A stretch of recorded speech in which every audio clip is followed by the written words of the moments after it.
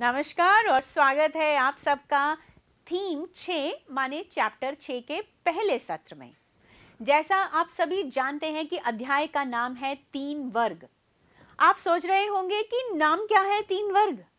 हाँ बच्चों, आज हम उन वर्गों के बारे में चर्चा करने जा रहे हैं जो मध्यकालीन युग में यूरोप के 3 स्तरीय समाज यानी सामंतवाद के बारे में है।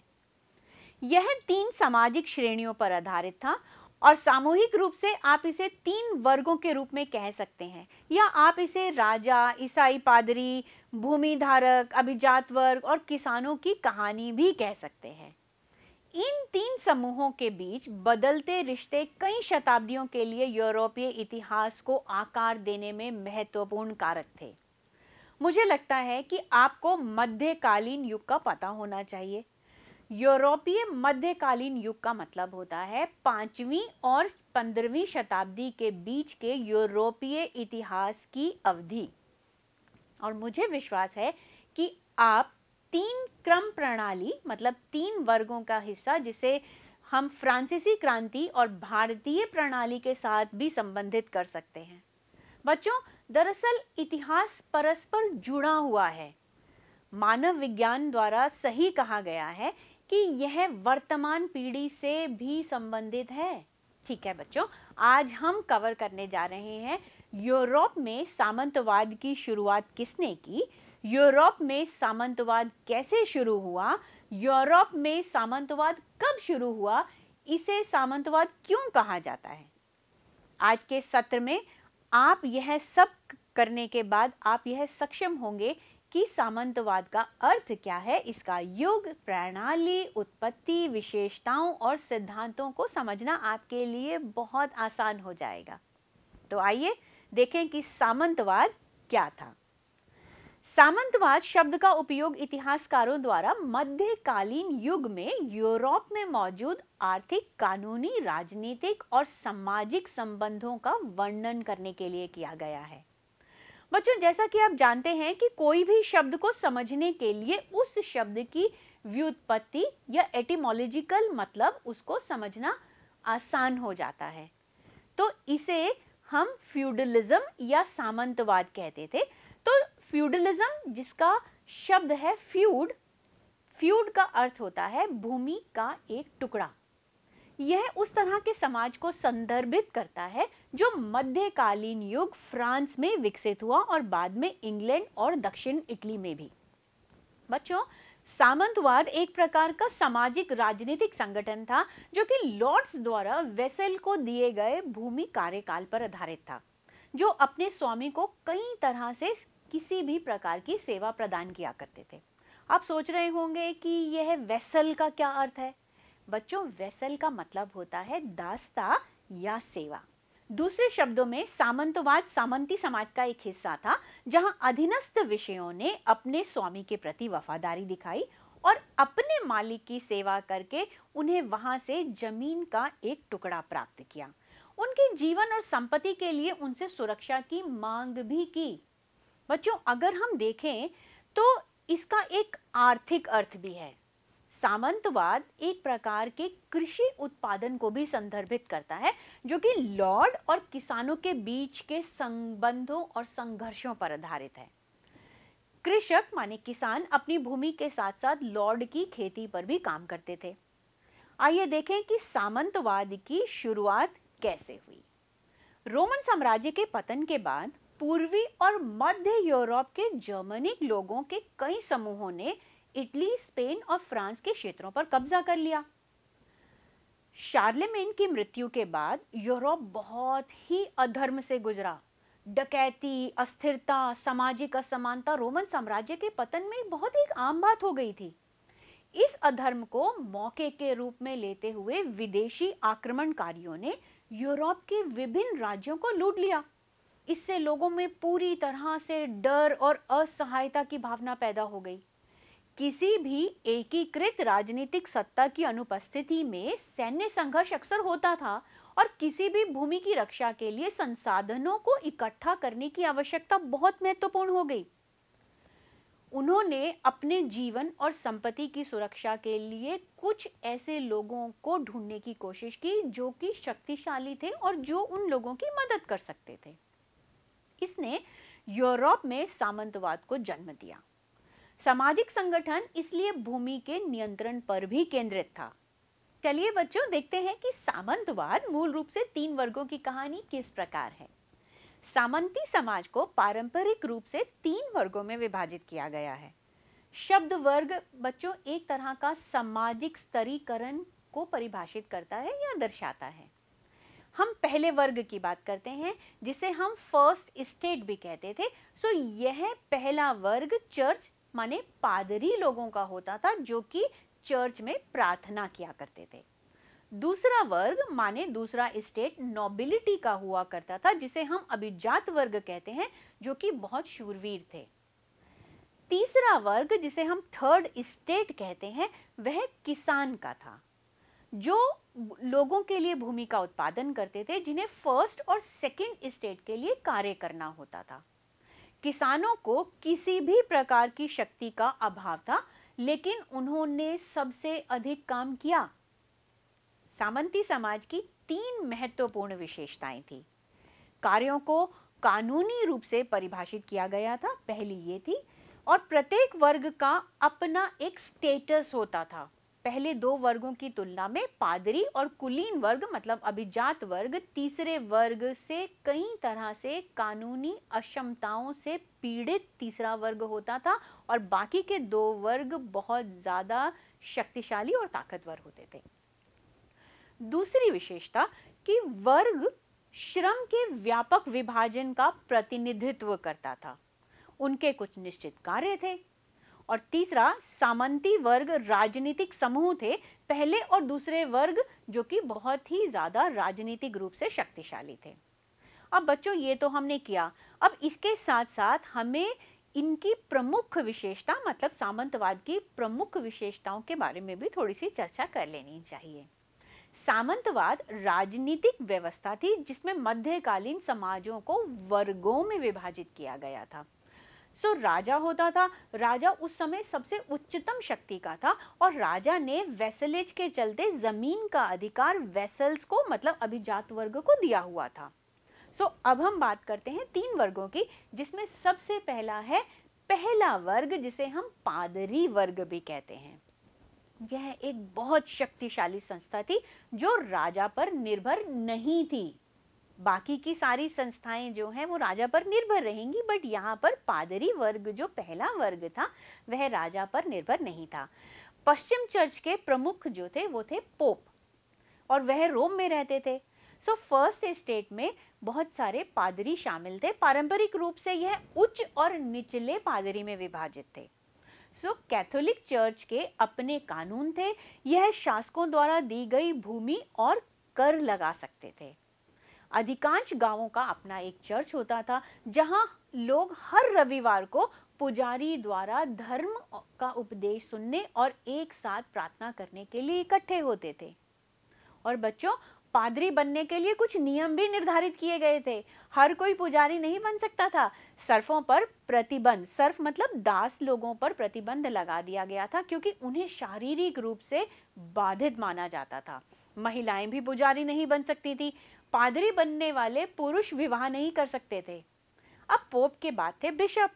सो धार्मिक कुलीनता या ईसाई पादरियों के नियुक्त ये सदस्य थे, ऐसे लॉर्ड्स जिनके पास विशाल जमींदारी थी और यह बहुत सारे भूमि का स्वामित्व हासिल किया हुआ था और भव्य महलों में रहते थे। सो चर्च वर्ष के दौरान अपनी भूमि से जो भी किसानों का उत्पादन होता था उसका 10वां हिस्सा पाने का चर्च हकदार था, जिसे हम टेथ कहते हैं। अमीरों द्वारा अपने कल्याण और मरने के बाद अपने रिश्तेदारों के कल्याण हेतु यहाँ पर दान करना भी इनका आय का एक साधन था। इसीलिए इनको लॉर्ड भी कहा जाता था और लोग इन्हें लॉर्ड कह के पुकारते थे। अब इनके बाद देखते हैं भिक्षु। कस्बों और गांवों में लोगों के बीच रहने वाले पादरियों के विपरीत कुछ गहरे धार्मिक लोगों ने एकांत का जीवन चुना। ये जीवन धार्मिक समुदाय के लिए बिल्कुल स्थायी था। यह अबे यानी मठ में रहते थे। अक्सर मानव आबादी से बहुत दूर रहना पसंद करते थे ये लोग। सो भिक्षुओं ने अपने जीवन के काफ़ी समय एबे में मतलब मठों में रहकर खेती करना, प्रार्थना करना, अध्ययन करना, श्रम करना और इन सब बातों के साथ वह अपना समय बिताते थे। सो पादरीवाद के विपरीत भिक्षु की जिंदगी पुरुष और स्त्रियों के रूप में बहुत ही कठिन थी। सो पुरुष को भिक्षु और महिला को नन बोला जाता था। कुछ मामलों को छोड़कर सभी एबी मतलब मठ जो थे वो एकल लिंग समुदाय थे, अर्थात पुरुषों और महिलाओं के लिए अलग अलग मठ थे। पादरियों की तरह भिक्षु और ननों की भी शादी नहीं होती थी और यह लोग कर भी नहीं सकते थे। भिक्षुओं के कुछ समूहों जिन्हें फ्रायर कहा जाता था, जिन्होंने मठों में ना रहने का निर्णय किया, निश्चय किया, और इन्होंने यह बोलते भी कम थे। इन्हें बोलने की आज्ञा भी कभी कभी दी जाती थी। ये कोई भी संपत्ति भी नहीं रख सकते थे। शारीरिक श्रम के साथ साथ पाठ करना इनके लिए बहुत जरूरी था और इन्होंने एक स्थान से दूसरे स्थान पर जाने, लोगों को उपदेश देने और दान पर जीने के लिए अपना जीवन चुना। तो ये तो था पहला वर्ग। चलिए अब देखते हैं दूसरा वर्ग, जिसे अभिजात वर्ग या नोबिलिटी के नाम से कहा जाता है। पादरियों ने खुद को पहले वर्ग में रखा और अभिजात वर्ग को दूसरे में, परंतु वास्तव में सामाजिक प्रक्रियाओं में यह अभिजात वर्ग एक केंद्रीय भूमिका में थे। ऐसा इसलिए था क्योंकि उन्होंने भूमि को नियंत्रित किया हुआ था। फ्रांस का राजा जागीरदारी की प्रणाली के माध्यम से इन लोगों से जुड़ा हुआ था। राजा को स्वामी के रूप में अभिजात वर्ग ने स्वीकार किया हुआ था और वे राजा के प्रति काफी निष्ठावान थे। अभिजात वर्ग मैनर या जागीर घरों में रहते थे। यहाँ पर ड्यूक्स, अर्ल्स, नाइट्स और बैरन्स भी होते थे। आप सोच रहे होंगे कि यह ड्यूक, अर्ल, बैरन, नाइट्स क्या है? एक ड्यूक का मतलब है नेता या सम्राट, राजा, और भव्य ड्यूक से नीचे या राजघराने या विशेष हैसियत या अग्रणी सैन्य कमांडर के सदस्य को यह रैंक दी जाती थी। इसके बाद होते थे, या इन्हीं को ही अर्ल भी बोला जाता था। ब्रिटेन में कुलीनों की एक श्रेणी थी, मतलब अभिजात वर्गों की एक श्रेणी थी। शीर्षक की उत्पत्ति पुरानी अंग्रेजी के शब्द इले से हुई है, जिसका अर्थ है महान जन्म या पद का व्यक्ति, और इनके ड्यूक द्वारा प्रतिस्थापित भी किया गया। अब इसके बाद आते हैं बैरन्स। राजा द्वारा दी गई भूमि को पट्टे पर दे दिया जाता था। उनके अपने पैसे और अपने खुद के टैक्स भी थे। राजा से पट्टे की भूमि के बदले में उन्होंने राजा को अपनी निष्ठा दिखाई। यदि वे अपनी जागीर में थे तो उन्होंने राजा को वहां पर भी आवास प्रदान किया। अब इनके बाद थे नाइट्स। ये उस समय के सैन्य सेवक थे, मतलब सैन्य सेवा में थे। उन्होंने बैरन, राजा, उसके परिवार और जागीरदारों की रक्षा की। उनके पास भूमि का नियंत्रण भी था और इन्हें भी लॉर्ड्स कहा जाता था और ये भी बहुत शक्तिशाली थे। बच्चों, क्या आप मुझे बता सकते हैं कि ऐसा क्यों और कैसे होता होगा? अभिजात वर्ग को विशेषाधिकार का दर्जा प्राप्त था। उनका अपनी संपत्ति पर पूरी तरह से नियंत्रण था, और तो और वह सेना भी बढ़ा सकते थे और कम भी कर सकते थे, और इन्होंने न्याय के लिए अपनी अदालतें आयोजित की थी। यहाँ तक कि अपने खुद का सिक्का चला सके, ऐसा उन्होंने इसलिए किया था। यह अपनी भूमि पर बसे सभी लोगों के स्वामी भी थे। उनके पास भूमि का विशाल कॉन्ट्रैक्ट था। उनके घर को जागीर कहा जाता था। बच्चों, मैनर और की जागीर जो है वो विस्तृत रूप से हम अगले सत्र में समझने की कोशिश करेंगे, बट अभी हम आगे चलते हैं, जो कि है तीसरा वर्ग। तीसरा वर्ग या the third order basically peasants माने काश्तकार, जो कि स्वतंत्र और बंधक माने फ्री और अनफ्री होते थे, उनसे संबंधित था। यह ऊपर दिए गए दो, मतलब पहला वर्ग और दूसरे वर्ग में इनमें से कोई भी सदस्य नहीं होता था, और 90% से अधिक आबादी वाले शहरी और ग्रामीण क्षेत्रों में यह लोग रहा करते थे। शहरों में यह लोग मजदूर करने में शामिल थे और ग्रामीण क्षेत्रों में इन्हें काश्तकार कहा जाता था, जो अपनी ज़मीन के मालिक थे, पर इसके साथ साथ वह लॉर्ड्स की भूमि पर भी काम करते थे। यह समृद्ध और विलियंस के लिए काम करने के लिए जो था मजबूर किए जाते थे। काश्तकार मतलब कल्टीवेटर दो प्रकार के होते थे, स्वतंत्र किसान और बंधक या जिन्हें हम सर्फ कहते हैं। स्वतंत्र किसान कौन होते थे? यह किसान अपने खेतों के स्वामी के किराएदारों के रूप में काम करते थे, मतलब लॉर्ड्स के लिए काम करते थे। किसान परिवारों को सप्ताह के कुछ दिन निर्धारित करने थे, आमतौर पर 3 से लेकर 4 दिन तक, जब यह स्वामी की भूमि पर जाते थे और वहां काम किया करते थे। ऐसे श्रम से उत्पादन, जिसे श्रम किराया कहा जाता था, सीधा स्वामी के पास जाता था, मतलब लॉर्ड्स के पास जाता था। ये लोग सेना में भी योगदान देते थे। और बच्चों, यह नहीं, इसके अलावा इन्हें अन्य अवैतनिक कार्य, मतलब जिस काम करने का कोई भी पैसा नहीं मिलता, वो कार्य करने के लिए भी मजबूर किया जाता था।